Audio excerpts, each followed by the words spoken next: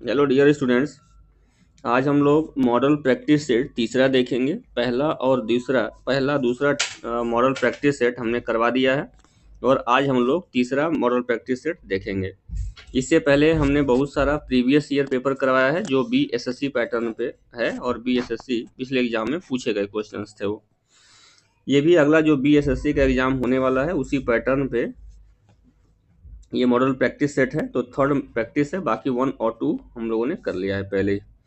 तो चलिए question number first देखते हैं। 1793 में जब बंगाल में इस्तेमारी बंदोबस्त लागू किया गया था तो उस समय उसका गवर्नर जनरल कौन था।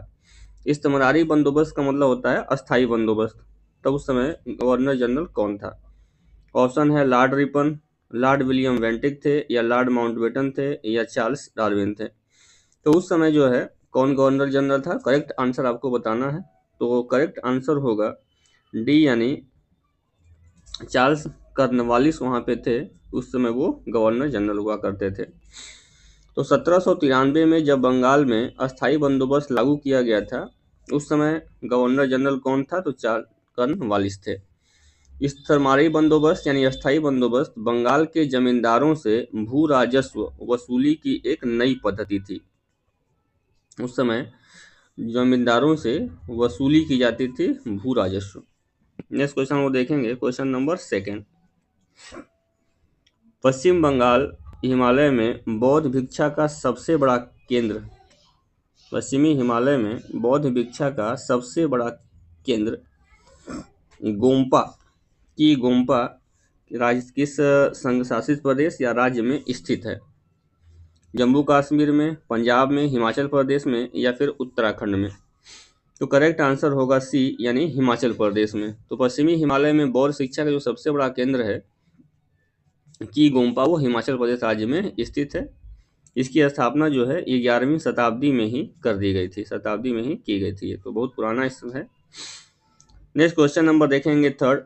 किस भारतीय स्वतंत्रता सेनानी को भारत का बिस्मार्क कहा जाता है। भारत का बिस्मार्क किसे कहा जाता है। ऑप्शन है गांधी जी को, पंडित जवाहरलाल नेहरू को, लाल बहादुर शास्त्री जी को, या सरदार वल्लभ भाई पटेल को। किसको कहा जाता है बिस्मार्क। तो करेक्ट आंसर होगा सरदार वल्लभ भाई पटेल, यानी ऑप्शन नंबर डी बिल्कुल करेक्ट होगा। भारत का बिस्मार्क इन्हें कहा जाता है क्योंकि इन्हें देसी रियायतों के एकीकरण में महत्वपूर्ण भागीदारी निभाई थी। जिस प्रकार जर्मनी में बिस्मार्क ने देसी रियायतों में एकीकरण की भूमिका निभाई थी, तो सेम वैसे ही इन्होंने किया था, इसीलिए इनको भारत का बिस्मार्क कहा जाता है। नेक्स्ट क्वेश्चन नंबर देखेंगे 4। रामेश्वरम किस राज्य का हिस्सा है। ऑप्शन है आंध्र प्रदेश, पश्चिम बंगाल, तमिलनाडु, या फिर केरला। रामेश्वरम कहाँ का हिस्सा है, तो करेक्ट आंसर होगा तमिलनाडु, यानी सी। पांचवा, पोखरण 2 परीक्षण कब किया गया था। 11 जून 98 में, 9 जून 98 में, 11 मई 98 में, या 20 मई 98 में। पोखरण परीक्षण 2 कब किया गया था, तो 11 मई 1998 में किया गया था। 11 मई 1998 में परमाणु परीक्षण 2 किया गया था। 18 मई 74 को पोखरण जैसलमेर राजस्थान में भारत ने अपना पहला परमाणु परीक्षण किया था, जो 18 मई 1974 में हुआ था। इसके बाद दूसरा जो है 11 मई को और 13 मई 1998 में किया था, जिसे परमाणु यानी जिसे पोखरण 2 के नाम से जाना जाता है। तो पोखरण ये परमाणु 2 पोखरण है। इसके साथ ही भारत जो है परमाणु शक्ति संपन्न देशों की सूची में शामिल हो गया। पोखरण 2 का नाम ऑपरेशन शक्ति रखा गया था। जो पोखरण 2 था उसका नाम क्या था, तो ऑपरेशन शक्ति था। नेक्स्ट देखेंगे क्वेश्चन नंबर 6। ग्रांड केनियन है, ग्रांड केनियन क्या है। एक कड्डड़ है, एक बड़ी तोप है, एक नदी है, एक पुरानी तोप है। तो ग्रांड केनियन क्या है, तो ग्रांड केनियन जो है एक गार्ज यानी वहाँ खड्डड़ है। ऑप्शन ए है। नदी को अपने घाटी में ऊर्ध्वाधर जो कटाव द्वारा वी आकार की घाटी का निर्माण करती है। तो इसके अनुसार ये 2 प्रकार की होती हैं, गार्ज और कैनियन हो जाती है। नेक्स्ट क्वेश्चन नंबर 7 देखेंगे। किसी स्थान का मानक समय स्टैंडर्ड टाइम निर्धारित करने का आधार होता है।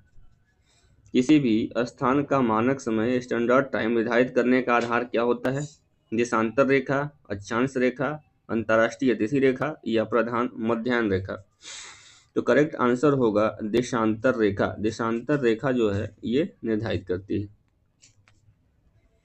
ऑप्शन नंबर 8, बोडो निवासी कहाँ है? बोडो निवासी कहाँ है? गारो पहाड़ी में, संथाल परगना में, अमेजन बेसिन में या फिर मध्य प्रदेश में। तो बोडो जनजाति भारत के पूर्वी भागों में पाई जाती है और यह मुख्य रूप से असम में, मेघालय में, मिजोरम में पाई जाती है। तो ये असम, मेघालय, मिजोरम में पाई जाती है, पूर्वी हिस्सों में पाई जाती है। तो ऑप्शन होगा ये मध्य प्रदेश में पाई जाती है, यानी डी ऑप्शन सही होगा। नेक्स्ट हम लोग देखेंगे क्वेश्चन नंबर 9, पनामा नहर किसको जोड़ती है? पनामा नहर किसको जोड़ती है? उत्तरी अमेरिका, दक्षिणी अमेरिका को, प्रशांत महासागर, अटलांटिक महासागर को, लाल सागर, भूमध्य सागर को, हिंद महासागर और प्रशांत महासागर को। तो करेक्ट आंसर होगा अटलांटिक महासागर और प्रशांत महासागर को ये जोड़ती है। तो प्रशांत महासागर और अटलांटिक महासागर को जोड़ती है, तो ऑप्शन बी यहाँ पे करेक्ट हो जाएगा। तो पनामा नहर जो होता है, ये पनामा नहर उत्तरी अमेरिका को दक्षिणी अमेरिका से अलग करती है और अटलांटिक महासागर और प्रशांत महासागर को मिलाती है, नहीं जोड़ती है। क्वेश्चन नंबर 10 है, माउंट एटना है एक पर्वत है, एक पर्वत शिखर है, एक ज्वालामुखी है या फिर एक पठार है? माउंट एटना क्या है? तो माउंट एटना एक सक्रिय ज्वालामुखी है। ऑप्शन सी करेक्ट होगा। कहाँ पे है? तो जो यूरोप के इटली देश के सिसिली नामक स्थान पर अवस्थित है। इटली देश के सिसिली नामक स्थान पर ये अवस्थित है माउंट एटना। क्वेश्चन नंबर 11 देखेंगे। हिमालय का पर्वत पदीय प्रदेश फुट हिल्स रीजन है। हिमालय का पर्वत पदीय प्रदेश क्या है? ट्रांस हिमालय, शिवालिक हिमालय, बृहत हिमालय या फिर अरावली हिमालय। तो करेक्ट आंसर होगा शिवालिक हिमालय, यानी ऑप्शन नंबर बी यहाँ पे करेक्ट है। नेक्स्ट क्वेश्चन 12 देखेंगे। भारत का सबसे बड़ा रबड़ उत्पादक राज्य कौन सा है? आंध्र प्रदेश है, कर्नाटक है, केरला है या फिर तमिलनाडु है? तो रबड़ का सबसे ज़्यादा उत्पादक कौन है? तो करेक्ट आंसर वो यहाँ पे होगा वो सी, यानी केरला है। यहाँ से भारत का 90% रबड़ प्राप्त होता है। भारत का 90% उत्पादन यहीं से किया जाता है। नेक्स्ट क्वेश्चन नंबर 13 है, आम्र वर्षा क्या है? आम्र वर्षा क्या है? आम्र वर्षा आमों की बौछार, आम का टपकना, बिहार एवं बंगाल में मार्च अप्रैल में होने वाला वर्षा या फिर आम की फसल। तो आम्र वर्षा क्या है? तो आम्र वर्षा जो है भारत में मानसून जून माह से लेकर के सितंबर तक सक्रिय रहता है, लेकिन मार्च अप्रैल के आसपास सूर्य की स्थिति कर्क रेखा के आसपास हो जाती है। तो इसी के हवा के कारण जो होता है मार्च अप्रैल, ऑप्शन नंबर सी बिल्कुल करेक्ट होगा। क्वेश्चन हम देखेंगे 14, पूर्वी घाट और पश्चिमी घाट का मिलन स्थल है। पूर्वी घाट और पश्चिमी घाट का मिलन स्थल है अनुईमुड़ी, नीलगिरी, मलयगिरी या फिर इनाईमल। तो करेक्ट आंसर होगा नीलगिरी पहाड़ियाँ, ऑप्शन नंबर बी। 15 भारतीय राष्ट्रीय कांग्रेस के संस्थापक थे। भारतीय राष्ट्रीय कांग्रेस के संस्थापक कौन थे, ये हमें बताना है। असैनिक सेवक, विज्ञानी, सामाजिक कार्यकर्ता या मिलिट्री कमांडर। तो ए यू ह्यूम एक सिविल, जो इसके संस्थापक ए यू ह्यूम है। ए ओ ह्यूम इसके संस्थापक है और वह ये क्या थे? तो सिविल सेवक थे। सिविल सेवक यानी सामाजिक कार्यकर्ता थे। सिविल सेवक थे, सामाजिक कार्यकर्ता थे। ओयो ह्यूम ने और उनके साथियों ने 1885 में 1885 में 1885 में कांग्रेस की स्थापना करी थी और 1825 में डफरीन के कहने पर ह्यूम ने भारतीय नेताओं को मिलाकर भारतीय राष्ट्रीय कांग्रेस को जन्म दिया और इसके पहले महिला सचिव बन गए। Next question number 16, Bhagat Singh, Rajguru, Sukhdev को फांसी कब दी गई थी? मार्च 1911 में, या फिर मार्च 1921 में, या फिर मार्च 1931 में, या फिर मार्च 1941 में। भगत सिंह, राजगुरु और सुखदेव को फांसी कब दी गई थी? तो करेक्ट आंसर होगा मार्च 31 में दी गई थी। यह फांसी लाहौर षड्यंत्र केस के कारण दी गई थी। तो भगत सिंह, राजगुरु और सुखदेव को मार्च 1931 में लाहौर षड्यंत्र केस के लिए दी गई थी। 17 है, लंदन में माइकल ओ डायर को किसने गोली मारी थी? लंदन में माइकल ओ डायर को किसने गोली मारी थी? बीसी पॉल ने, खुदीराम बोस ने, मदन लाल ने, या फिर उधम सिंह ने। तो करेक्ट आंसर होगा उधम सिंह ने। जालियांवाला बाग हत्याकांड के समय पंजाब के लेफ्टिनेंट गवर्नर थे माइकल ओ डायर की हत्या जो है उधम सिंह ने ही करवाई थी। हमने मार्च 1940 में कर दी थी। उधम सिंह गदर आंदोलन के एक कार्यकर्ता और पंजाब के रहने वाले थे। Next question number 18, Swaraj party का गठन डैश की असफलता के बाद हुआ। स्वराज पार्टी का गठन जो है डैश डैश की असफलता के बाद हुआ। असहयोग आंदोलन, भारत छोड़ो आंदोलन, सिविल नाम फार्मी आंदोलन, या स्वदेशी आंदोलन। तो स्वराज पार्टी की स्थापना किस आंदोलन की असफलता के बाद हुआ था? जो करेक्ट आंसर है असहयोग आंदोलन की सफलता के बाद स्वराज पार्टी का गठन हुआ था। स्वराज पार्टी का गठन कब किया गया था? तो 1923 में स्वराज पार्टी का गठन ईस्वी में मोतीलाल नेहरू और देशबंधु चित्तरंजन दास ने किया था। स्वराज पार्टी की स्थापना मोतीलाल नेहरू और देशबंधु चित्तरंजन दास ने किया था।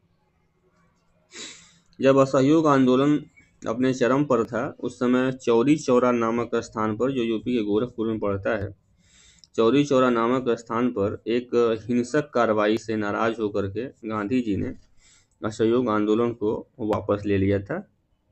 चौरी चौरा में एक थाने को फूंक दिया गया था, जिसकी वजह से असहयोग आंदोलन को महात्मा गांधी जी को वापस लेना पड़ा था। नेक्स्ट हम लोग देखेंगे क्वेश्चन नंबर 19, किस राज्य में बौद्ध धर्मावलंबी दूसरे नंबर पे हैं? बिहार में, मध्य प्रदेश में, अरुणाचल प्रदेश में, या फिर सिक्किम में। तो अगर बात किया जाए तो दूसरे स्थान पर ये लोग हैं अरुणाचल प्रदेश में। ऑप्शन नंबर सी सही है। महाराष्ट्र की कुल जनसंख्या में 6% बौद्ध धर्म मानने वालों का है, जबकि दूसरे स्थान पर अरुणाचल प्रदेश में है। सबसे ज़्यादा महाराष्ट्र में, दूसरे नंबर पर अरुणाचल प्रदेश में। नेक्स्ट क्वेश्चन हम लोग देखेंगे नंबर 20, अखिल भारतीय खिलाफत सम्मेलन को 1919 में हुआ था, उसका अध्यक्ष किसे चुना गया था? महात्मा गांधी को, जवाहरलाल नेहरू को, शौकत अली को, या फिर एससी बोस को? अखिल भारतीय खिलाफत आंदोलन जो 1919 में हुआ था उसका प्रथम अध्यक्ष किसे नियुक्त किया गया था? तो यहाँ पे करेक्ट आंसर आपको बताना है, तो जो महात्मा गांधी, यानी ऑप्शन 1 सही है। 1908 में बाल गंगाधर तिलक को जेल हुई थी।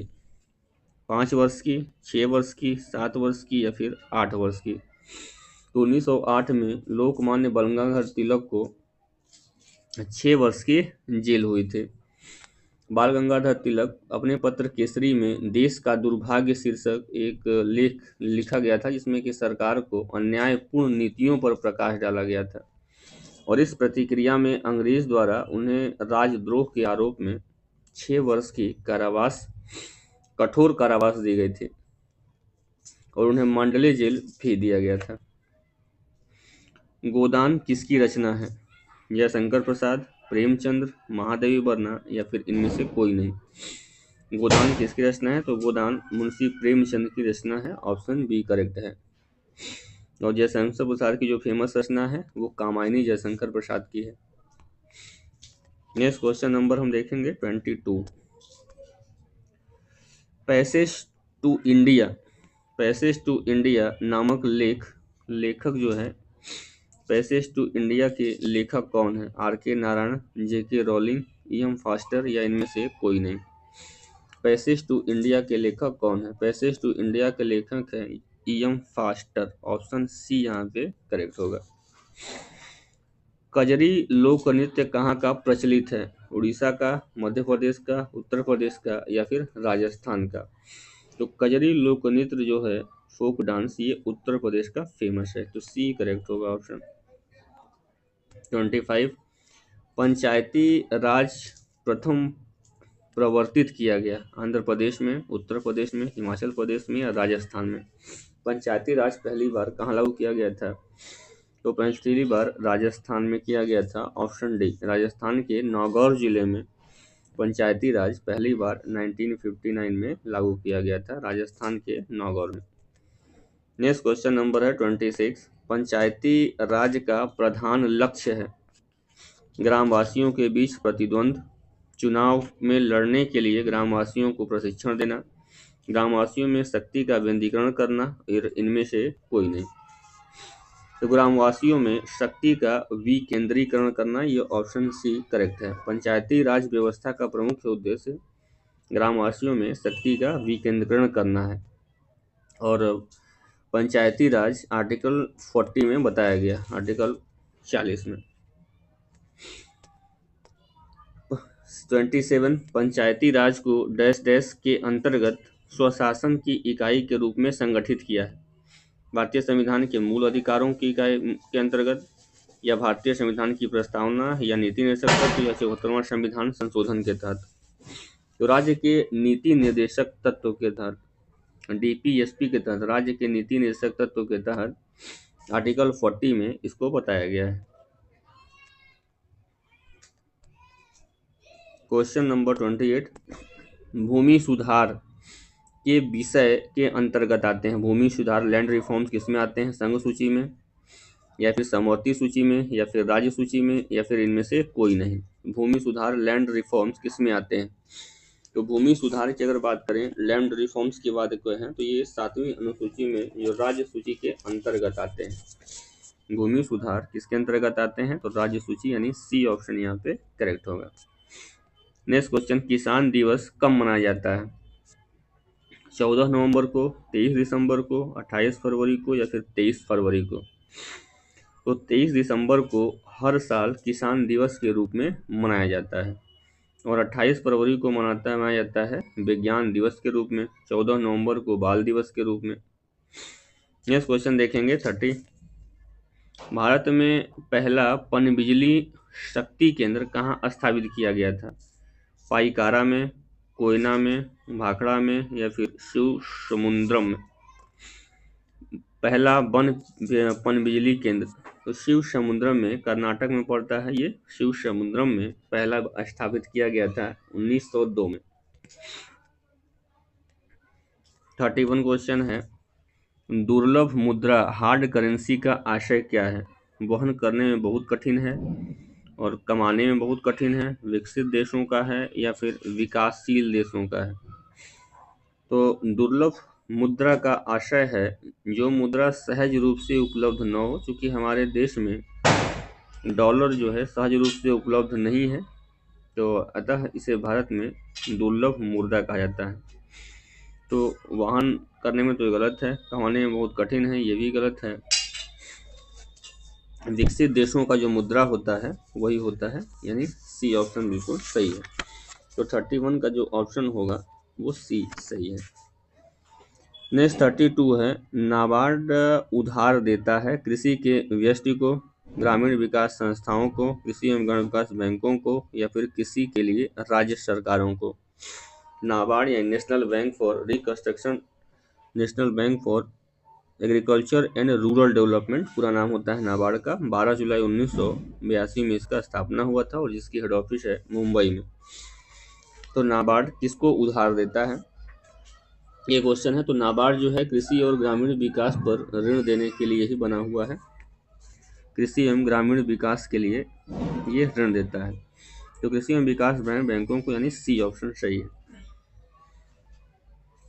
नेक्स्ट है 33 WTO अस्तित्व में आया। इंटरनेशनल ऑर्गेनाइजेशंस हैं, तो बहुत सारे इंटरनेशनल ऑर्गेनाइजेशन हैं, तो उसमें आपको हेड ऑफिस, एस्टेब्लिशमेंट ईयर और उनके नाम याद रखना है। तो WTO वर्ल्ड ट्रेड ऑर्गेनाइजेशन कब आया? तो वर्ल्ड ट्रेड ऑर्गेनाइजेशन जनवरी 94 में, 96 में, 95 में या फिर 97 में? तो वर्ल्ड ट्रेड ऑर्गेनाइजेशन WTO जनवरी 1995 में आया था। जनवरी 1995 में वर्ल्ड ट्रेड ऑर्गेनाइजेशन आया था। नेक्स्ट 34, क्षेत्रीय ग्रामीण बैंकों जिसे ग्रामीण बैंकों के रूप से पुकारा जाता है, वर्गीकृत हैं विकास भूमि बैंक के रूप में, वाणिज्य बैंकों के शाखाओं के रूप में, और अनिर्धारित बैंकों के रूप में, या फिर अनुसूचित बैंकों के रूप में? किस रूप में इन्हें कहा गया है? तो ग्रामीण बैंक जो है अभी वर्तमान में अगर देखा जाए तो टोटल बैंकों की संख्या भारत में जो है 43 बैंक्स हैं। 43 बैंक्स हैं, तो ये शेड्यूल बैंकों के अंतर्गत ही आते हैं। ये ऑप्शन नंबर डी सही है। 34 का ऑप्शन डी बिल्कुल करेक्ट होगा।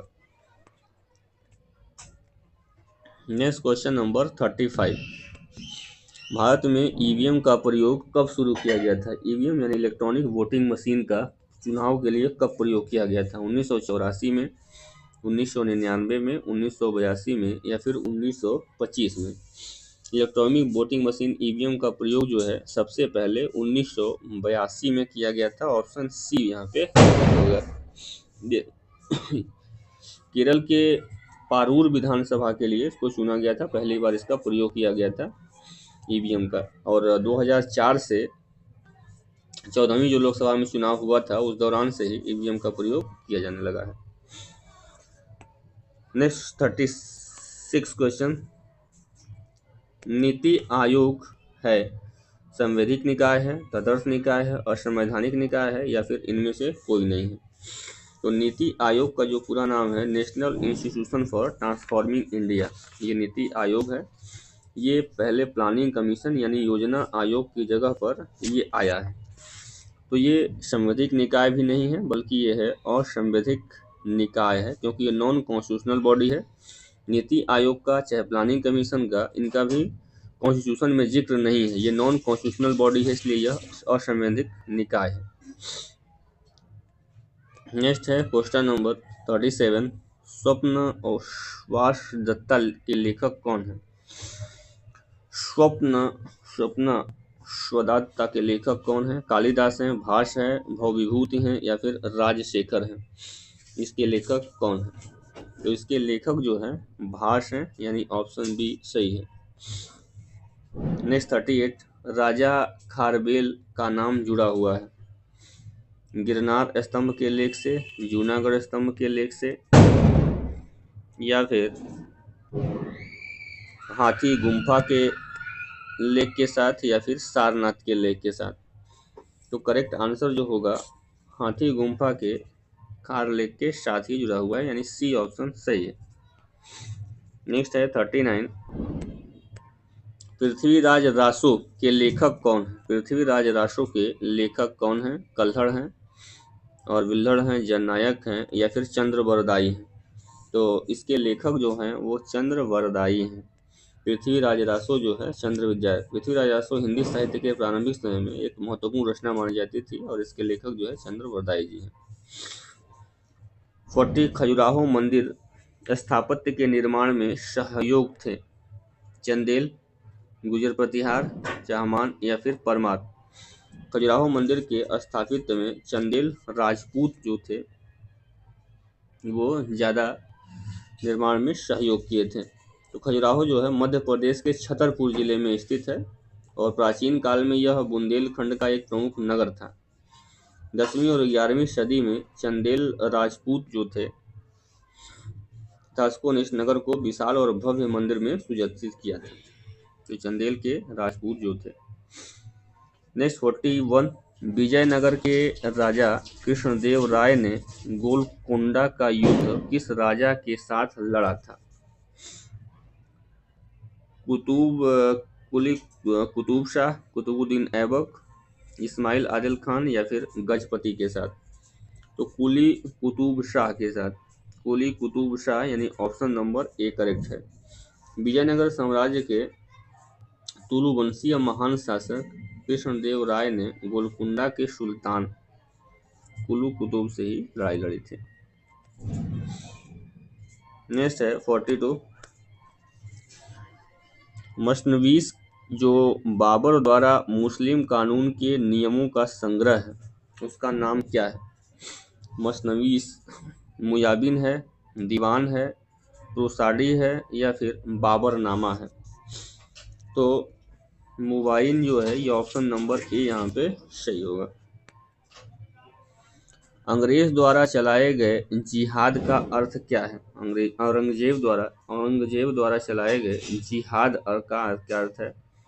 दारुल हर्ब, दारुल इस्लाम, होली वॉर या फिर जिजिया? औरंगजेब एक उत्साही सुन्नी मुसलमान था, सुन्नी मुसलमान में आता था वो, और उसकी धार्मिक नीति सांस्कृतिक लाभ के लिए किसी विचार से प्रभावित नहीं थे। उसने गैर मुस्लिम प्रदेशों में दारुल हर्ब के विरुद्ध होली वॉर अर्थात जिहाद शुरू किया था, यानी ऑप्शन नंबर सी यहाँ पे करेक्ट है। इंडियन विंस फ्रीडम पुस्तक के लेखक कौन है? Indian wins freedom Gandhi ji हैं या फिर रविन्द्रनाथ टैगोर हैं या फिर जाकिर हुसैन हैं या फिर इनमें से कोई नहीं? तो इंडिया विंस फ्रीडम के जो लेखक हैं मौलाना अब्दुल कलाम आज़ाद जी हैं। तो इनमें से कोई नहीं, यानी डी ऑप्शन सही है, मौलाना अब्दुल कलाम जी। 45 क्वेश्चन। 1921 में मुपला आंदोलन जो कि शाखा थी खिलाफत आंदोलन की, 1857 की स्वतंत्रता संग्राम की, स्वदेशी आंदोलन की या फिर असहकार आंदोलन की? 1921 के मुपला आंदोलन किसकी शाखा थी? तो मुपला आंदोलन 1921 ईस्वी में मालाबार तट में हुआ था और ये खिलाफत नेता अली मुस्लियार, खिलाफत नेता जो थे वो अली मुस्लियार जो बहुत ही आदरणीय मौलवी भी थे, अपना राज घोषित कर लिया था।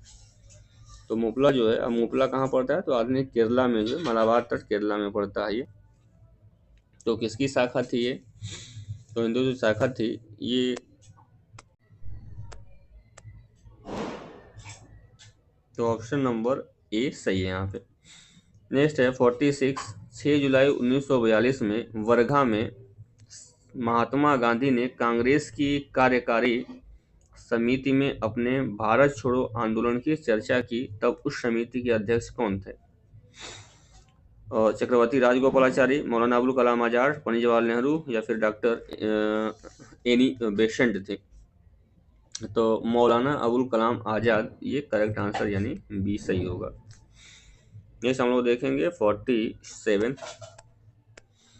फ्रंटियर गांधी का असली नाम क्या था? पुरुषोत्तम दास टंडन, नेताजी सुभाष चंद्र बोस, अब्दुल गफ्फार खां, मौलाना अबुल कलाम आजाद?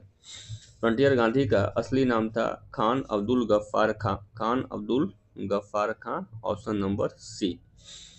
सविनय अवज्ञा आंदोलन में भारत के एकदम उत्तरी पश्चिमी छोर तक पहुंचा और शेर दिल पठानों ने जोश सा भरा गया था। तो इन्हीं को फ्रंटियर गांधी या सीमांत गांधी भी इन्हीं को कहते हैं। मौलाना अब्दुल गांधी को फ्रंटियर गांधी या फिर सीमांत गांधी भी कहा जाता है। इन्होंने खुदाई खिदमतगार ईश्वर के सेवक नामक एक संगठन का भी निर्माण किया था। अब 48। अगस्त 1923 के बनारस हिंदू महासभा के अधिवेशन की अध्यक्षता की स्वामी श्रद्धानंद, राजेंद्र प्रसाद, लाला लाजपत राय या पंडित मदन मोहन मालवीय जी ने? तो 1923 में बनारस हिंदू महासभा की बैठक बनारस में हुई है और उसकी अध्यक्षता जो है स्वर्गीय श्रद्धानंद जी ने, स्वामी श्रद्धानंद जी ने किया था, यानी ऑप्शन नंबर ए करेक्ट होगा। Next 50 questions. 49 है। दयानंद सरस्वती द्वारा स्थापित है ब्रह्म समाज, आर्य समाज, प्रार्थना समाज या बहुजन समाज?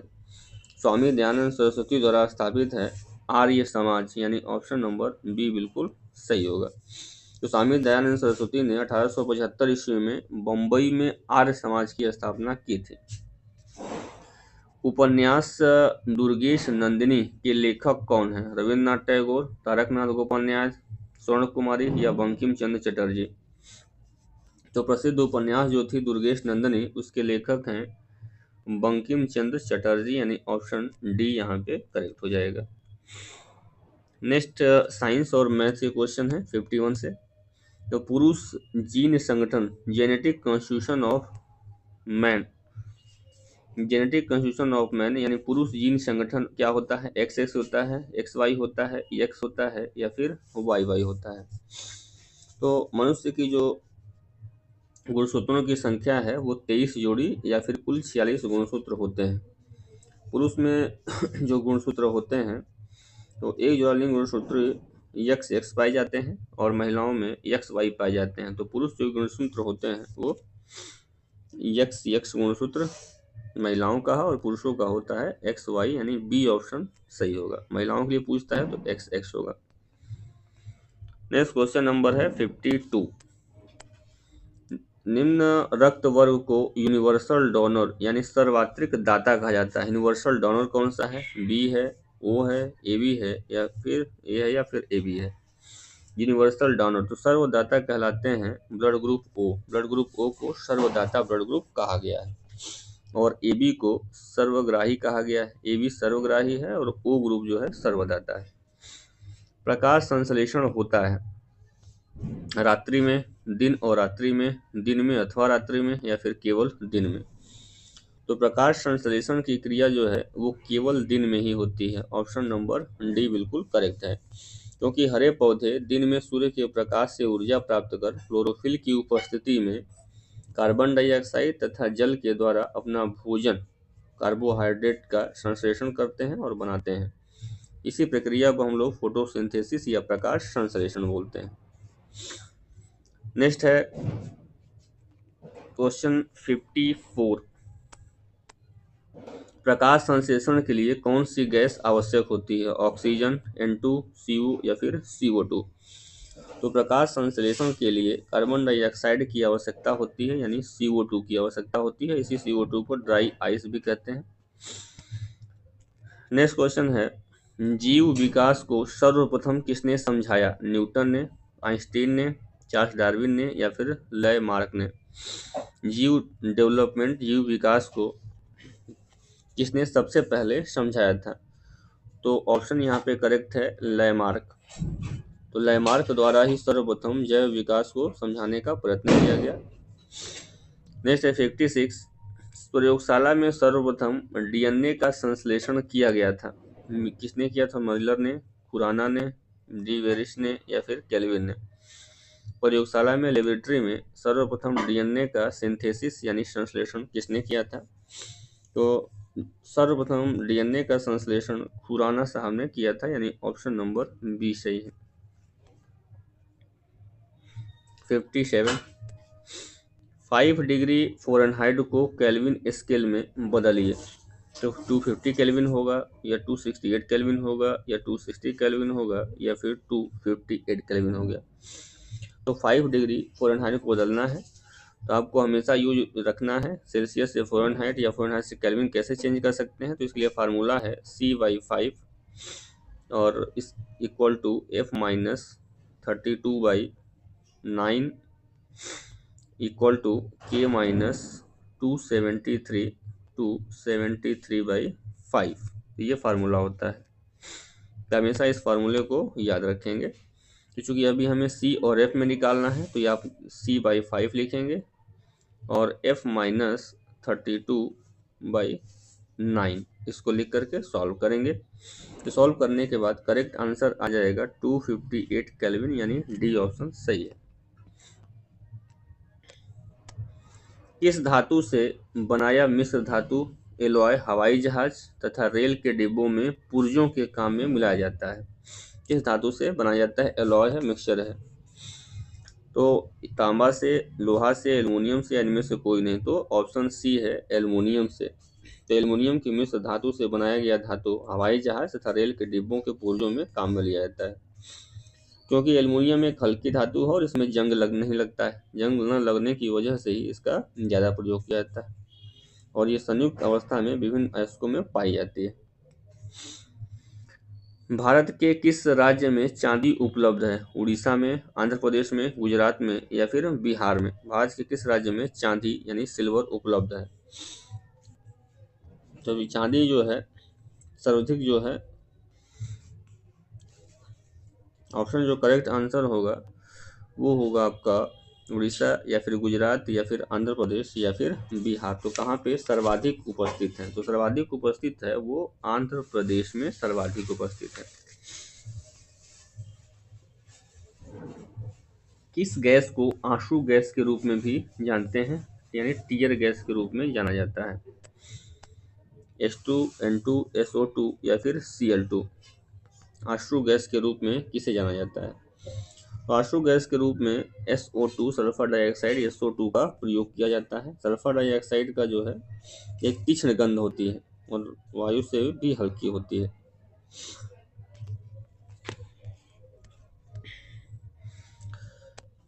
61 प्रकाश का शून्यावकाश में वेग अनुमानतः क्या होता है? यानी प्रकाश का वेग वैक्यूम में निर्वात में पूछ रहा है। तो ऑप्शन है 3 × 10⁸ मीटर पर सेकेंड, 3 मीटर पर सेकेंड, 8 मीटर पर किलोमीटर पर सेकेंड या प्रकाश वर्ष। तो प्रकाश का वैक्यूम या निर्वात में जो चाल होगा 3 × 10⁸ मीटर पर second. Option number A correct है। रसायन उद्योग में कौन सा तेजाब मूल रासायनिक माना जाता है? रसायन उद्योग में कौन सा तेजाब मूल रासायनिक माना जाता है? H2CO3, HNO3, H2SO4 या फिर HCl। तो सल्फ्यूरिक एसिड H2SO4 को जाना जाता है और सल्फ्यूरिक एसिड जो होता है ये अम्ल होता है और इसे ऑयल ऑफ विट्रियोल भी कहा जाता है। नेक्स्ट 63 आंतों के रोगी के निदान में निम्नलिखित में से किस किरण का प्रयोग किया जाता है? तो आंतों के रोगी के निदान में एक्स किरणें, अल्फा किरणें, बीटा किरणें या फिर गामा किरणें। तो इसका जो है एक्स किरणें का प्रयोग किया जाता है। फ्यूज का सिद्धांत क्या है? विद्युत का रासायनिक प्रभाव, विद्युत का यांत्रिक प्रभाव, विद्युत का ऊष्मीय प्रभाव, विद्युत का चुंबकीय प्रभाव। तो फ्यूज का सिद्धांत है विद्युत के ऊष्मीय प्रभाव पर काम करता है। ऑप्शन नंबर सी बिल्कुल करेक्ट है। यह टीन और सीसा की मिश्र धातु से बना होता है जिसका लो मेल्टिंग पॉइंट होता है और हाई रेसिस्टेंस वाला एक तार होता है जिसका प्रयोग विद्युत प्रतिष्ठानों को क्षतिग्रस्त होने से बचाने के लिए किया जाता है फ्यूज तार का। नेक्स्ट है 65 किसी वृत्त की त्रिज्या में 23% की वृद्धि की जाती है तो उसके क्षेत्रफल में कितने प्रतिशत की वृद्धि होगी? अगर वृत्त की त्रिज्या में 23% की वृद्धि हो जाती है तो उसके क्षेत्रफल में कितने परसेंट की वृद्धि होगी? ये क्वेश्चन आप सॉल्व करेंगे, मैथमेटिक्स का क्वेश्चन है। मैं यहाँ के इस पे आंसर बता दे रहा हूँ। तो 51.29% यानी डी ऑप्शन सही है।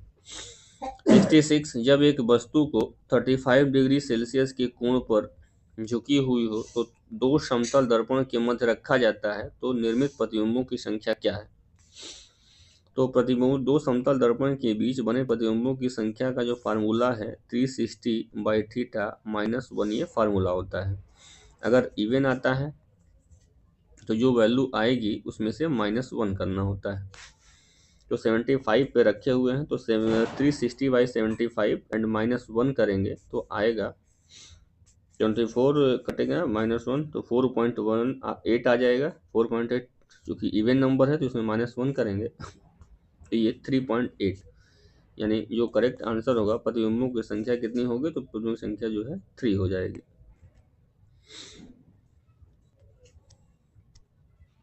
दूरदृष्टि निवारण के लिए कौन से दर्पण या लेंस का हम लोग प्रयोग करते हैं? अवतल लेंस का, उत्तल दर्पण का, उत्तल लेंस का या फिर अवतल लेंस का? किसका उपयोग किया जाता है दूरदृष्टि दोष के लिए?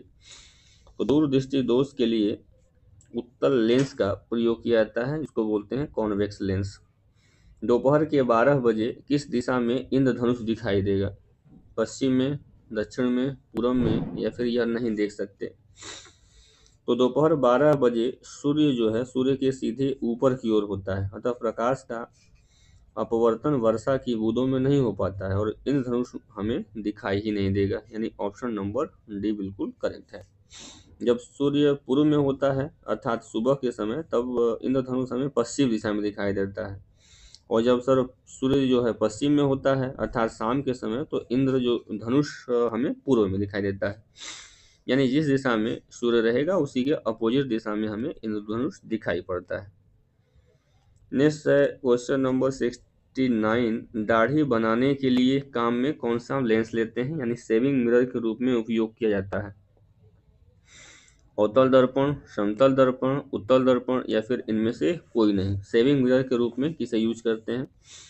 तो शेविंग मिरर के रूप में अवतल दर्पण का यूज करते हैं, क्योंकि ये इमेज को थोड़ा सा बड़ा बनाता है, तो इसलिए अवतल दर्पण का प्रयोग किया जाता है।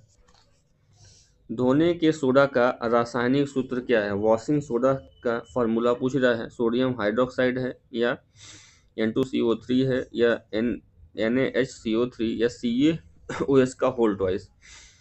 वॉशिंग सोडा धोवन सोडा का है Na2CO3।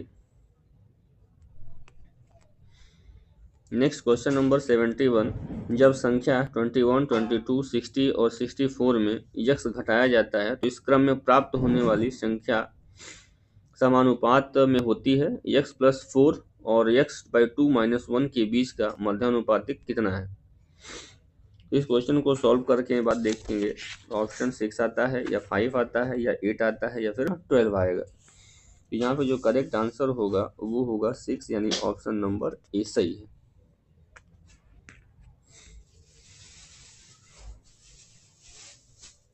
72 क्वेश्चन। ठोस कपूर से कपूर वाष्पन बनने की प्रक्रिया को क्या कहते हैं? वाष्पीकरण, हिमीकरण, पिघलना या ऊर्ध्वपातन। ठोस कपूर से कपूर वाष्प बनने की क्रिया क्या कहलाती है? तो ये ऊर्ध्वपातन यानी सब्लिमेशन कहलाती है। जब कोई ठोस सीधे गैस में परिवर्तित हो जाती है तो इस क्रिया को ऊर्ध्वपातन यानी सब्लिमेशन कहा जाता है। जैसे फिनेप्थुलिन की गोली होती है, वो भी कुछ समय के बाद गैस में परिवर्तित हो जाती है, तो यह क्रिया ऊर्ध्वपातन यानी सब्लिमेशन कहलाती है। पौधे व जड़ों का खाना तैयार करने की प्रक्रिया क्या कहलाती है? पौधे व पेड़ का खाना बनाने की प्रक्रिया क्या कहलाती है? कार्बोहाइड्रोलिसिस, मेटाबॉलिक सिंथेसिस, या फोटोसिंथेसाइजेशन, या फिर फोटोसिंथेसिस कहलाती है।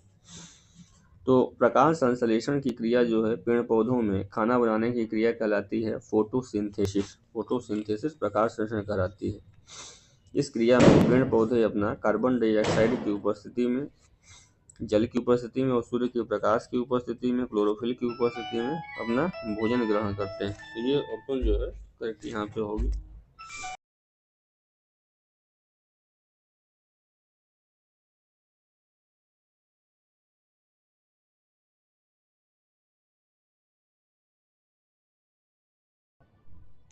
Question number 74। निम्न में से कौन सा धातु अर्धचालक की तरह ट्रांजिस्टर में प्रयोग किया जाता है? सेमीकंडक्टर के रूप में तांबा, जर्मेनियम, ग्रेफाइट, या फिर चांदा। तो करेक्ट आंसर यहाँ पे होगा बी, यानी जर्मेनियम। 75। जैविक सिस्टम में रासायनिक क्रिया की प्रक्रिया को तेज करने में उत्तरदायी पदार्थ है। ऑप्शन है बैक्टीरिया, डीएनए, एंजाइम्स और प्रोटीन। तो कैटलिस्ट के रूप में इस केमिकल रिएक्शन को तेज करने के लिए अवेलेबल होते हैं एंजाइम्स। एंजाइम्स क्रिया को तेज कर देते हैं। 76। निम्नलिखित में से किसकी कमी से मनुष्य में मधुमेह होता है? ग्लाइसिन की कमी से, हिस्टामिन की कमी से, हीमोग्लोबिन की कमी से, या फिर इंसुलिन की कमी से। तो मधुमेह या डायबिटीज जो बीमारी है वो इंसुलिन की कमी से होता है, यानी ऑप्शन नंबर डी सही है। इंसुलिन की खोज बेंटिंग एंड बेस्ट ने की थी। विटामिन 75। विटामिन जो खट्टे फलों में पाया जाता है तथा चर्म में स्वस्थ रखने के लिए जरूरी होता है, वो कौन सा विटामिन है? ए है, बी है, सी है, या फिर डी है। तो खट्टे फलों में जो पाया जाता है वो विटामिन सी है। विटामिन सी जो है इम्यून सिस्टम को मजबूत भी करता है और खट्टे फलों में पाया जाता है। मनुष्य शरीर में खून की शुद्धिकरण के लिए किसकी प्रयोग किया जाता है? तो ब्लड प्यूरिफिकेशन के लिए क्या किया जाता है? तो डायलिसिस किया जाता है, हीमोलिसिस किया जाता है, ओस्मोलिसिस किया जाता है, या पेरोलिसिस किया जाता है। तो ब्लड प्यूरिफिकेशन के लिए डायलिसिस किया जाता है। ब्लड के प्यूरिफिकेशन का काम होता है किडनी का, और किडनी की कुछ फेलियर की वजह से ही डायलिसिस किया जाता है, यानी ब्लड का प्यूरिफिकेशन किया जाता है। नेक्स्ट है क्वेश्चन नंबर 79।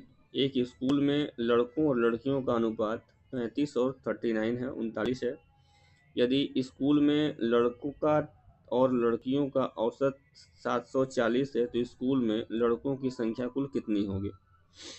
तो 35 और प्लस 39 और औसत दिया हुआ है सिर्फ 740। इसको आप सॉल्व करेंगे तो सॉल्व करने के बाद जो करेक्ट आंसर आएगा वो 700, यानी 700 ऑप्शन सही है। तो दो ऑप्शन के लिए तो 740 में 2 का मल्टीप्लाई करेंगे और 35 प्लस 39 इस चीज़ को डिवाइड कर देंगे तो लड़कों की संख्या आ जाएगी। तो ऑप्शन 700 यहाँ पे सही है। नेक्स्ट 85 क्वेश्चन है, मैथ का ही क्वेश्चन है ये भी। एक कार 5/5/9 मीटर पर सेकंड की चाल से x किलोमीटर की दूरी तय करती है और शुरुआती बिंदु पर 5 मीटर पर सेकंड की चाल से लौटती है। यदि कार द्वारा लिया गया कुल समय 7/3/5 घंटा है तो x प्लस 3 का मान कितना होगा? ये भी मैथ का क्वेश्चन है, सॉल्व करेंगे। ऑप्शन देखेंगे 78 या फिर 75 या फिर 80 या फिर 72। तो इसका करेक्ट आंसर होगा वो है 75 यानी बी। नेक्स्ट क्वेश्चन नंबर है 81। एक कक्षा में ए बी के छात्रों की कुल संख्या 72 है। कक्षा ए में छात्रों की संख्या तथा कक्षा बी में छात्रों की संख्या से 40% अधिक है। कक्षा बी में छात्रों की औसत अंक और कक्षा ए के छात्रों के औसत अंक से 50% अधिक है। यदि कक्षा ए और बी के सभी छात्रों के औसत अंक 58 हैं तो कक्षा ए के छात्रों के औसत अंक कितने हैं?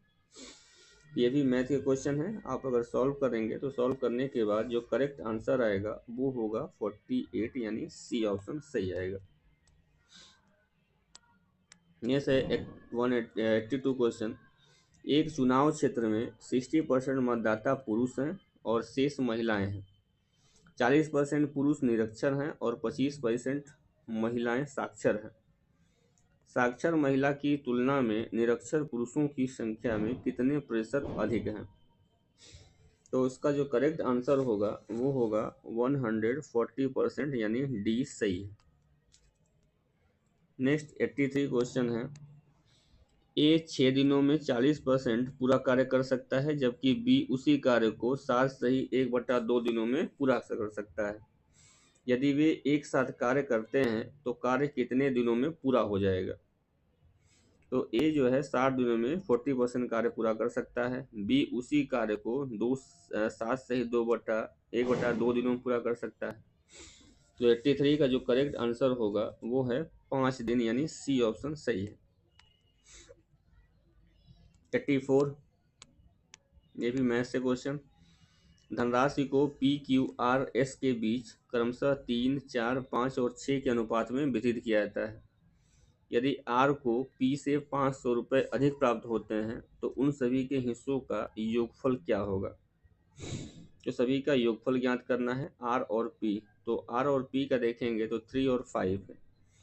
आर और पी को 500 रुपये अधिक प्राप्त होते हैं तो इस तरह से आप निकालेंगे तो ऑप्शन जो करेक्ट होगा यहाँ पे वो 4500, यानी 4500। 85 क्वेश्चन है। एक धनराशि चक्रवृद्धि ब्याज की निश्चित दर पर 10 वर्षों में दोगुनी हो जाती है। यह धनराशि कितने वर्षों में 8 गुनी हो जाएगी? तो इस तरह के जो क्वेश्चन हैं ये भी रिपीट किए जाते हैं, कई बार क्वेश्चन पूछे जाते हैं। तो इस तरह के ही क्वेश्चन आपको प्रैक्टिस करना है। तो मैथ का क्वेश्चन है, इसको बार बार लिखेंगे और प्रैक्टिस करेंगे। तो यहाँ पे जो करेक्ट आंसर होगा वो 30 वर्ष होगा। 30 वर्ष करेक्ट आंसर होगा। नेक्स्ट है 18x माइनस 18y को प्राप्त करने के लिए 8 ब्रैकेट 3x माइनस 4y में क्या जोड़ा जाना चाहिए? तो यहाँ पे जो करेक्ट आंसर होगा वो होगा 14y माइनस 6x को जोड़ा जाना चाहिए। नेक्स्ट है 87। यदि एक खुदरा व्यापारी अपने माल के चिन्हित कीमत पर 32% की छूट प्रदान करता है और इस तरह लागत मूल्य पर माल बेचता है तो कितना परसेंट चिन्हित मूल्य था? 24% था, या 47.05%, 22.34%, या फिर 32%? जो करेक्ट आंसर होगा 47.05%, यानी बी ऑप्शन। क्वेश्चन नंबर है 88। एक कंपनी का लगातार 7 साल का औसत राजस्व 75 लाख है। यदि पहले 4 साल का औसत 70 लाख रुपए और अंतिम 4 वर्षों का औसत 82 लाख रुपए है, तो चौथे वर्ष का राजस्व क्या होगा? तो इसका जो करेक्ट आंसर होगा इस क्वेश्चन का, तो आप देखेंगे कि चौथे वर्ष का जो राजस्व है वो 83 लाख रुपए है। तो इस तरह से सॉल्व करने के बाद जो करेक्ट आंसर होगा वो 32 या फिर 8 या फिर ऑप्शन 27। नेक्स्ट है 90 क्वेश्चन। एक मिस्त्री एक दीवार को 70 घंटे में बनाता है। 7 घंटे बाद वह विराम लेता है। दीवार का कितना भाग अभी भी बनाना बाकी है? तो दीवार का अभी भी 0.9 भाग अभी भी बनाना बचा हुआ है। Next 91 question. 3.2 घंटों में 216 किलोमीटर की दूरी करने के लिए मीटर पर सेकंड में कार की औसत गति कितनी होनी चाहिए? तो 92 का जो करेक्ट आंसर होगा वो 18.75 मीटर पर सेकंड होना चाहिए। Next 92 question. निम्नलिखित संख्याओं में से कौन सी संख्या 99 से पूरी तरह विभाज्य है? तो 99 से विभाज्य होने का मतलब है कि वह 11 तथा 9 से विभाज्य होगी, वही संख्या 99 से विभाज्य हो सकती है। तो अगर इस तरह से देखेंगे तो 5 यानी ऑप्शन नंबर ए यहाँ पे करेक्ट होगा। किसी मूलधन पर यदि 2 वर्षों का साधारण ब्याज 1400 रुपये है और चक्रवृद्धि ब्याज 1449 रुपये हो, तो ब्याज की दर कितनी है? तो यहाँ पे जो करेक्ट आंसर होगा वो होगा 7%, 7%। नेक्स्ट है 94। एक आर्मी की भर्ती प्रक्रिया में चयनित और अचयनित का अनुपात 3:1 था। यदि 80 कम ने आवेदन किया होता और 40 कम चयनित होते, तो चयनित और अचयनित का अनुपात 4:1 का अनुपात है, तो कितने उम्मीदवार ने प्रक्रिया में आवेदन किया था? तो आवेदन करने की संख्या जो है ऑप्शन ए यानी 480 है। नेक्स्ट है क्वेश्चन नंबर 95।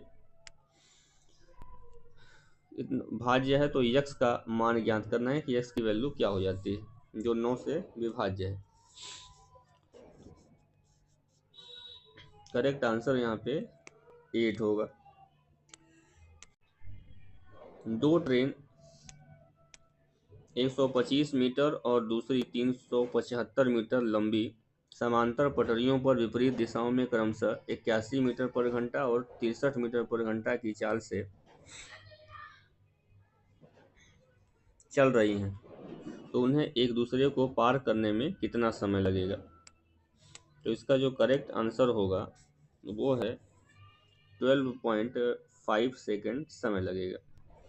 नेक्स्ट 97। यदि एक घन का कुल पृष्ठीय क्षेत्रफल 384 मीटर स्क्वायर है, तो घन का आयतन क्या होगा? तो घन का आयतन जो है, पृष्ठीय क्षेत्रफल जो है, घन का फार्मूला होता है 6a² 60a² पृष्ठीय क्षेत्रफल है, और इसके बराबर कितना है? तो 384 है। तो इसको सॉल्व करने के बाद 512 सेंटीमीटर क्यूब ऑप्शन सही होगा। 98। दो छात्र एक परीक्षा में बैठे, उनमें से एक ने दूसरे की तुलना में 90 अंक अधिक हासिल किए और उसके अंक उन दोनों के अंक के योग का 56% थे, तो उन दोनों के कितने अंक प्राप्त किए? तो उन दोनों ने कितने अंक प्राप्त किए? तो करेक्ट आंसर जो होगा वो यहाँ पे हो जाएगा 42 और 33।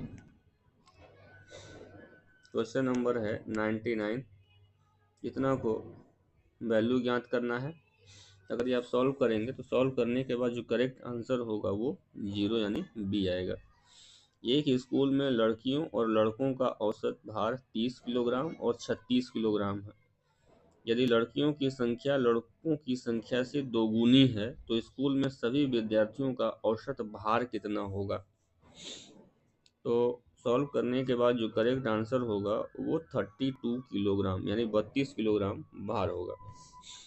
सपोज करके मान सकते हैं, माना कि लड़कों की संख्या x तथा लड़कियों की संख्या 2x है।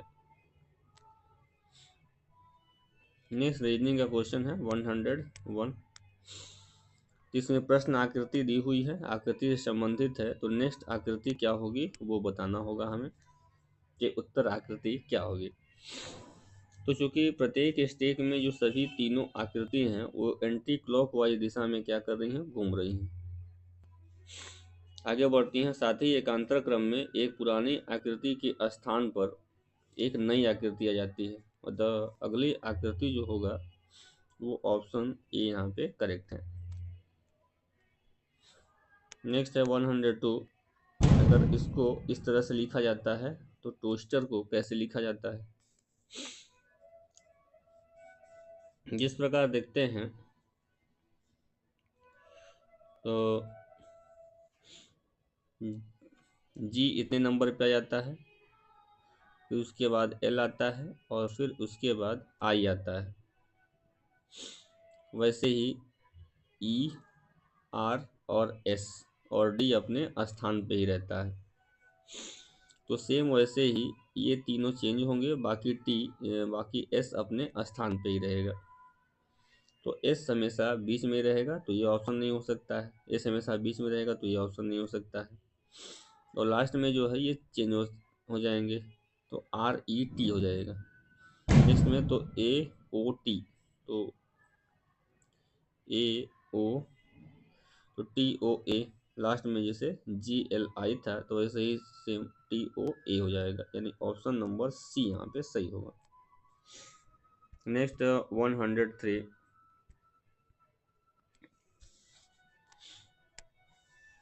विकल्पों के शब्द में अलग सबसे कौन सा है। तो वृत्त, आकृति, पेंसिल लेखन सामग्री है, जानवर बिल्ली और ट्रक वाहन। तो इसमें जो है करेक्ट आंसर होगा ये, तो वृत्त जो है आकृति के काम में आता है।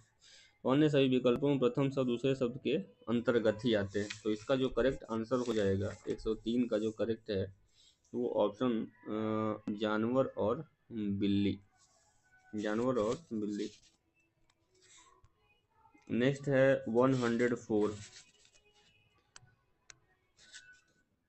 दीवार और ईंट जैसे संबंधित है उस तरह से बोरी किससे संबंधित है। तो दीवार और ईंट जैसे संबंधित है तो बोरी कैसे संबंधित है। तो जिस प्रकार दीवार ईंट से बनाई जाती है वैसे ही बोरी जो है जूट से बनाई जाती है। तो ऑप्शन सी यहाँ पे करेक्ट होगा।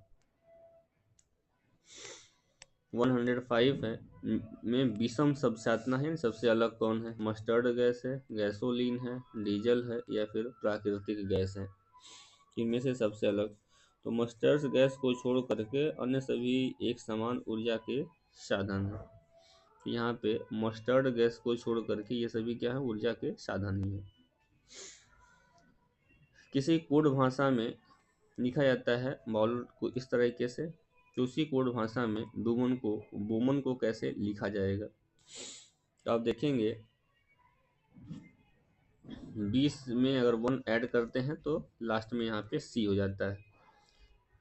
ओ में अगर 2 ऐड करते हैं तो यहाँ पे क्यू आता है। डब्लू में फिर 3 ऐड करते हैं तो फिर 1 ऐड करते हैं तो 1 2 1 2 ऐड करना है। तो इस तरह से अगर बी में हम ऐड करते हैं 1 तो एम एन, तो यहाँ से जो होगा तो बी का ही अब उल्टा देखना होगा। तो बी में अगर 1 ऐड करते हैं तो बी के बाद सी आएगा और ओ में क्यू आ जाएगा। तो ये ऑप्शन डी सही है। 1 और 2 को ऐड करते जाना है और उसको नंबर को इसको उलट देना है। नेक्स्ट है 107। तो प्लस और माइनस का चेंज इंटरचेंज हो जाता है, चिन्हों को आपस में परिवर्तित करना है। तो सॉल्व करने के बाद ऑप्शन क्या सही होगा। तो सॉल्व करने के बाद जो करेक्ट आंसर होगा वो केवल एक सत्य होगा, यानी सी। नेक्स्ट है 108। निश्चित कूट भाषा में ब्लिंक को ऐसे लिखा जाता है, ऑल को इस तरह से लिखा जाता है, तो उसी कूट भाषा में आइज को कैसे लिखा जाएगा। तो देखेंगे कि शब्दों में जो अक्षरों की संख्या है कोट की संख्याओं का योगफल हो जाता है।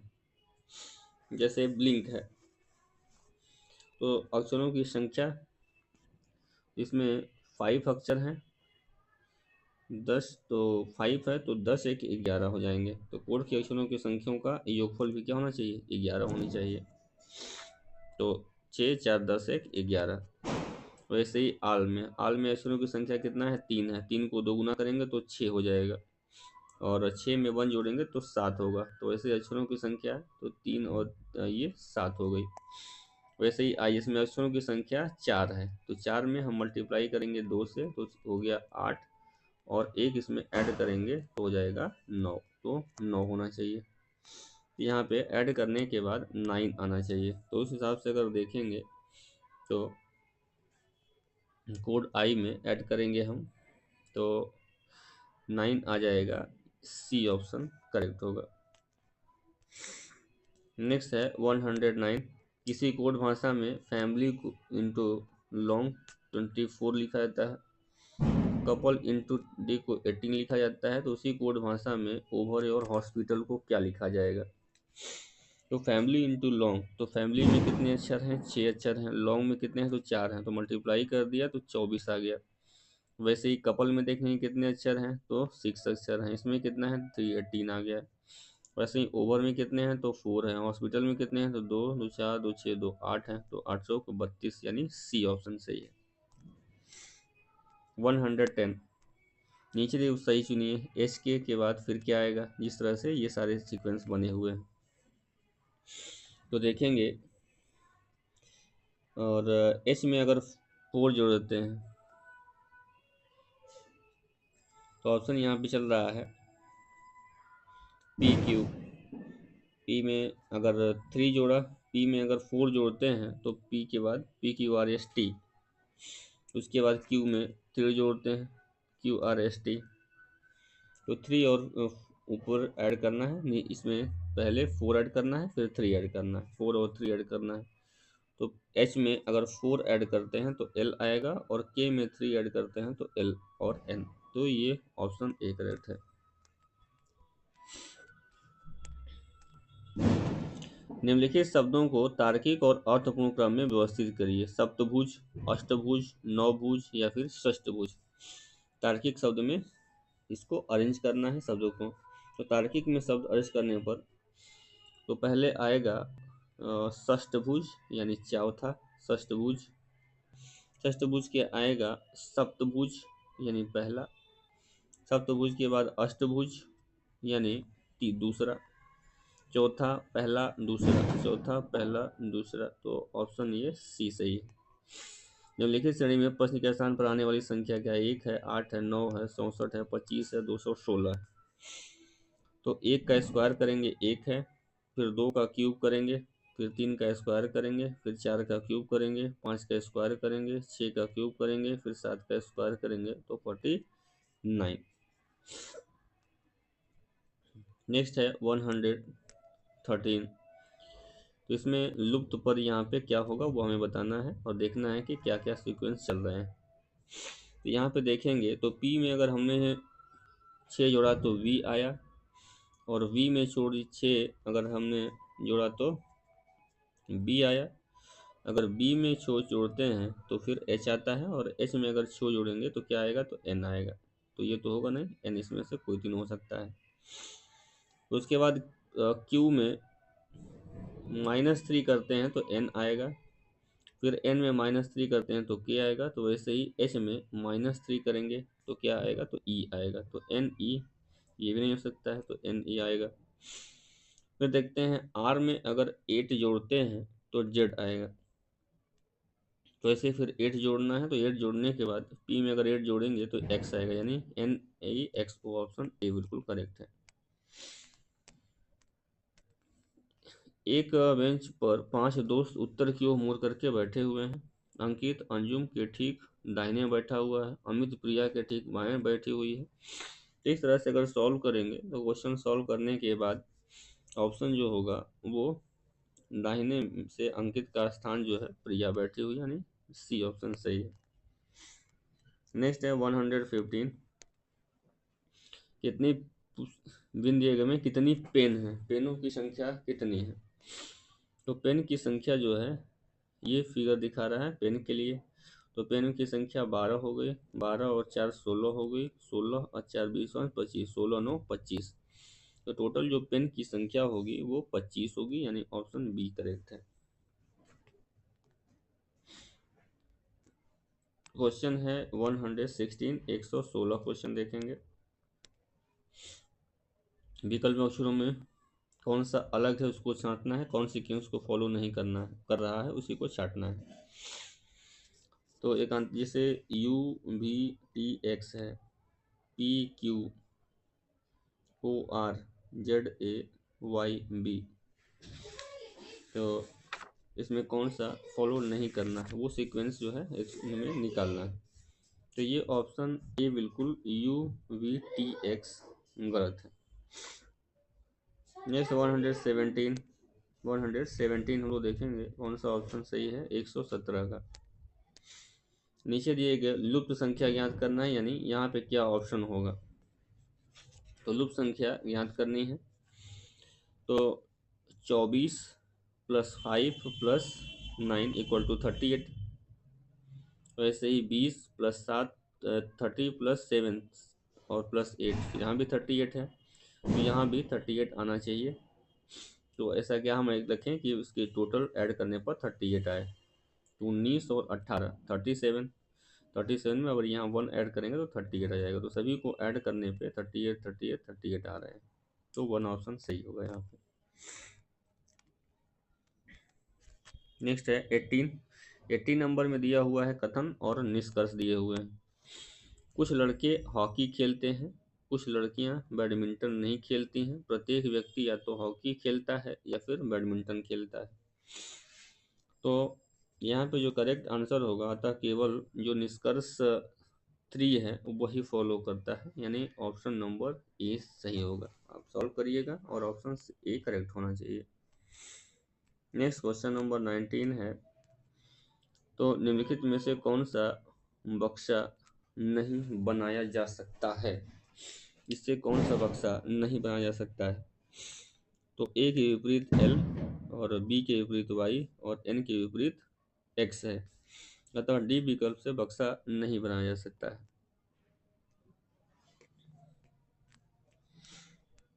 बीसवां, ये भी जैसा डायरेक्शन के क्वेश्चन है तो ये भी आप क्वेश्चन बताएं करेंगे और इसका मैं आंसर बता दे रहा हूँ। 120 का जो करेक्ट आंसर होगा में उत्तर पूर्व की ओर होगी, उत्तर पूर्व सही होगा, यानी ऑप्शन बी। लिखित श्रेणी में प्रश्न के स्थान पे मान क्या आएगा, यानी यहाँ पे वैल्यू क्या आएगी। 121 को अगर सॉल्व करेंगे तो आना चाहिए, अगर 5 और 2 को जोड़ें तो 7 आ रहा है। वैसे ही 2 और 1 को जोड़ें तो 3 आ रहा है। वैसे ही इनके बीच में तो 7 5 2 और थ्रू 2 और 1 को जोड़ दिया तो फिर यहाँ पे 2 आना चाहिए। तो ये ऑप्शन नंबर सी करेक्ट होगा। 3 और 2 को ऐड करेंगे तो 1 आएगा। 2 और 2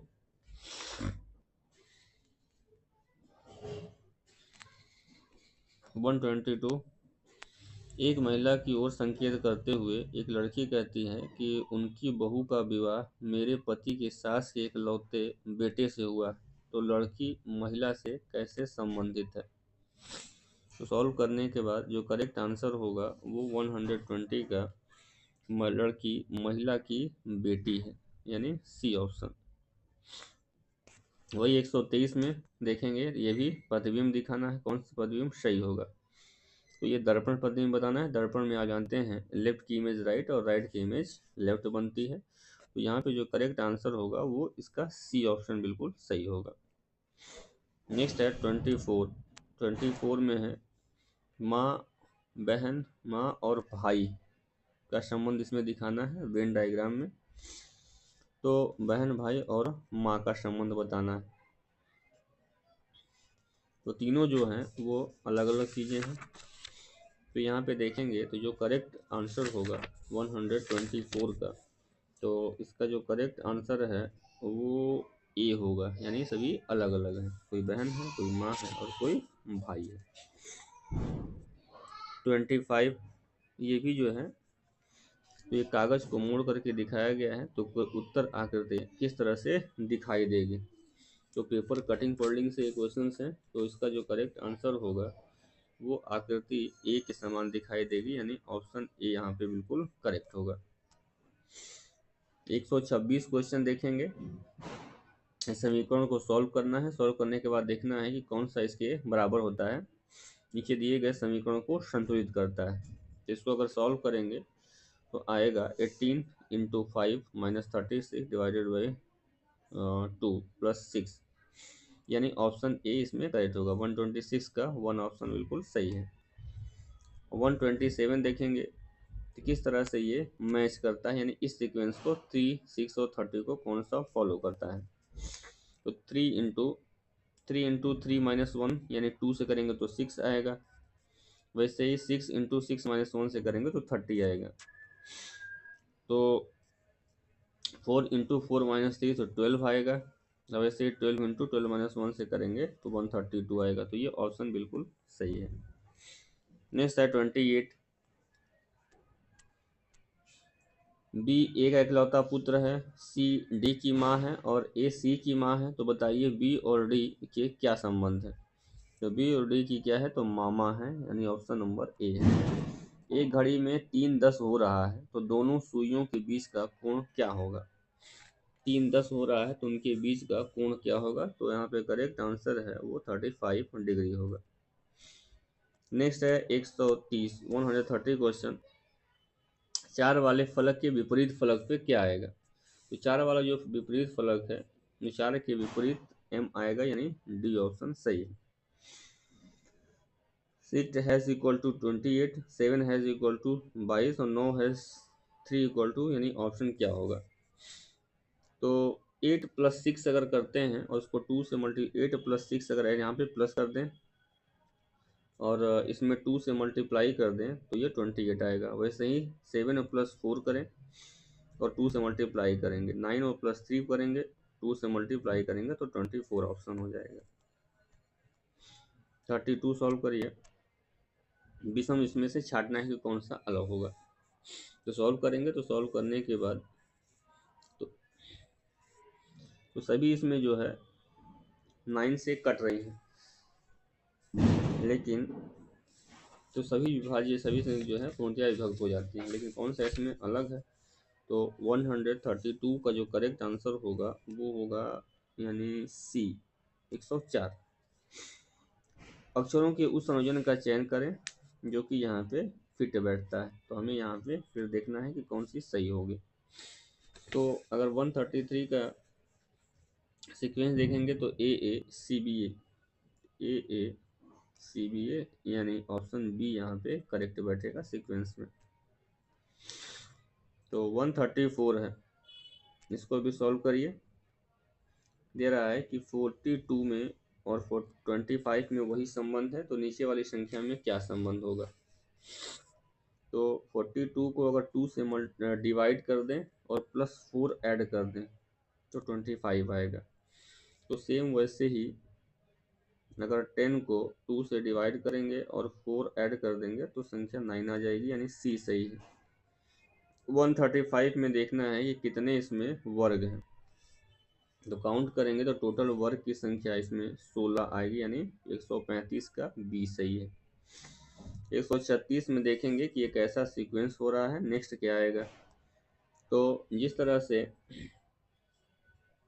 136 में है, 17 में अगर 10 जोड़ते हैं तो 27 आता है, 27 में 10 जोड़ते हैं तो 37, 37 में 10 जोड़ते हैं तो 47। वैसे ही 67 में अगर जोड़ेंगे 10 तो कितना आएगा 77। तो डी ऑप्शन करेक्ट है यहाँ पे। फिर 136 के बाद 137, दिए गए विकल्प में सही अनुक्रम को चुनना है। यहाँ पे क्या आएगा, तो देखिए सॉल्व करिए कि क्या आ रहा है, क्या सीक्वेंस चल रहा है। तो अगर देखेंगे सीक्वेंस की बात, तो 19 है ये 19 में, और 19 को 1 + 9 कर दिया एंड 10 हो गया। 10 और 19 जोड़िएगा तो 29 आ गया। वैसे ही 29 और प्लस 11 को जोड़िएगा तो 40 आएगा। तो वैसे ही 40 पर 4 को जोड़िएगा तो 44, 44 प्लस 8 को जोड़िएगा तो यहाँ पे 52 आएगा, यानी 52। क्वेश्चन है 38, निम्नलिखित में प्रश्न के स्थान पर क्या मान आएगा। कथन दिया हुआ है और निष्कर्ष दिए हुए हैं। पुरुष क्या है, पुरुष दिया हुआ है पापी है और संत पुरुष है। निष्कर्ष है संत पापी है या फिर पापी संत है। तो कौन सा निष्कर्ष सही होगा, तो केवल एक निष्कर्ष सही है, यानी संत पापी है। 39, 27 फरवरी 2011 को रविवार था, तो 1 मार्च 2012 को सप्ताह का कौन सा दिन होगा। 27 फरवरी 11 को रविवार। तो यहाँ पे सॉल्व करने के बाद करेक्ट जो आंसर आएगा वो है बृहस्पतिवार।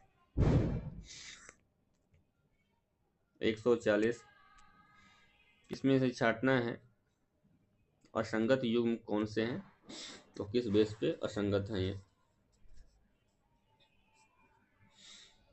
तो उनको छांटना पड़ेगा। तो देखेंगे 16 और 40 का सीक्वेंस, 3 और 20 का सीक्वेंस, तो किस तरह से ये हेड है। 16 में अगर मल्टीप्लाई करते हैं 2.5 का तो यहाँ पे 40 आता है। 120 में अगर 2.5 का मल्टीप्लाई करते हैं तो 300 आता है, और जबकि 320 में 2.5 का मल्टीप्लाई करेंगे तो ये 480 नहीं आएगा, यानी सी ऑप्शन बिल्कुल सही होगा। नेक्स्ट है क्वेश्चन 41, एबीसी स्पोर्ट भाटा में सर्टेन को लिखा जाता है इस तरीके से, तो क्रिकेट को कैसे लिखा जाएगा। यहाँ पे जो सीक्वेंस बन रहा है, सी में एक ऐड किया तो डी आया, फिर ई में एक ऐड किया तो एफ आया, फिर आर में एक ऐड किया तो एस आया। वैसे ही एक एक ऐड करना है, तो सी में ऐड करेंगे तो डी आएगा, फिर आर में ऐड करेंगे तो एस आएगा। तो D S J C L F U, D S J C L, यानी सी ऑप्शन सही होगा। नेक्स्ट है क्वेश्चन 42, यानी लुप्त संख्या यहाँ पे बताना है कि क्या होगी।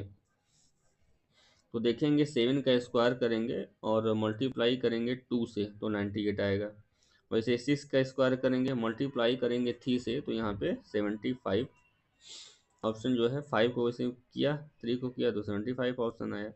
तो 6 को स्क्वायर करिए और 3 से मल्टीप्लाई करेंगे तो जो करेक्ट होगा वो 103, यानी ए ऑप्शन सही। दिए गए आकृति में कितने चतुर्भुज हैं। 143 क्वेश्चन में चतुर्भुजों की संख्या बताना है। तो टोटल जो है काउंट करने के बाद चतुर्भुजों की संख्या जो आएगी वो आएगी 20, यानी 20 ऑप्शन सही है। तो 143 का 20 सही आंसर है। 144 क्वेश्चन 144, एक घन को कम से कम कितने रंगों से रंगा जा सकता है कि दो नज़दीक सतह एक रंग का न हो। 4 हैं, 2 हैं, 3 हैं या फिर 6 हैं। तो 144 का जो है कम से कम 3 रंग की आवश्यकता होगी, यानी सी। 45 देखते हैं, एक कंपास गलत दिशा बता रहा है, यदि पश्चिम की जगह पश्चिम दक्षिण पश्चिम बता रहा है, यह कंपास उत्तर के लिए कौन सा दिशा दिखाएगा। तो करेक्ट आंसर होगा उत्तर पूर्व दिखाएगा, उत्तर पूर्व दिखाएगा, यानी ऑप्शन सी। प्रश्न आकृति दी हुई है, उस आकृति का चयन करें जो निम्नलिखित श्रेणी में अगले स्थान पर आएगी, तो उस आकृति का चयन करना है। तो 146 का जो करेक्ट आंसर होगा यहाँ पे ए होगा। 147 देखना है कि हम लोग का सीक्वेंस क्या चल रहा है। तो यहाँ पे 38 है, 78, 102 के बाद फिर क्या होगा 60, 46, 94। सॉल्व करिए और देखिए कि क्या सीक्वेंस आ रहा है। तो यहाँ पे जो सीक्वेंस आएगा वो 32 में 2 का मल्टीप्लाई हो रहा है और 2 ऐड हो रहा है। वैसे ही सेम आएगा 46 में 2 का मल्टीप्लाई करेंगे और 2 ऐड करेंगे तो वैसे ही आएगा सेम। तो वैसे ही 102 में 2 का मल्टीप्लाई करेंगे और 2 ऐड करेंगे तो जो करेक्ट आंसर आएगा वो हो जाएगा 206 यानी डी। 148 क्वेश्चन है, 3 के विपरीत फलक पर विपरीत विषम संख्या है तो उस संख्या का चयन करें जो संख्या 2 वाले फलक के विपरीत फलक पर है। ये भी डाइस से क्वेश्चन है, डाइस सॉल्व करेंगे, अतः 2 के विपरीत जो है वो 6 आएगा यानी डी ऑप्शन यहाँ पे करेक्ट है। 49 में ट्रेन को लिखा जाता है इस तरीके से तो उसी भाषा में चेक को कैसे लिखा जाता है।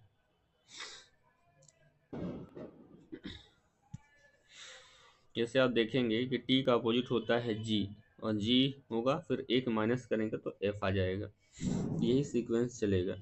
तो इस तरह से अगर सी यहाँ पे बात करेंगे चेक के लिए तो डब्लू आर यू आई और यू यू हो जाता है यानी सी ऑप्शन सही होगा। नेक्स्ट क्वेश्चन है 50 का, नीचे दिए गए आकृति में इम्बेडेड है यानी घुमाने की अनुमति नहीं है, इसमें से कौन सी आकृति है जो कि उत्तर आकृति में दिख रही है। तो ए बी और सी 3 आकृति दी हुई है, तो जो है इसमें से डी ऑप्शन करेक्ट होगा। इस आकृति जो है डी में निहित है तो डी ऑप्शन यहाँ पे करेक्ट हो जाएगा। Thank you.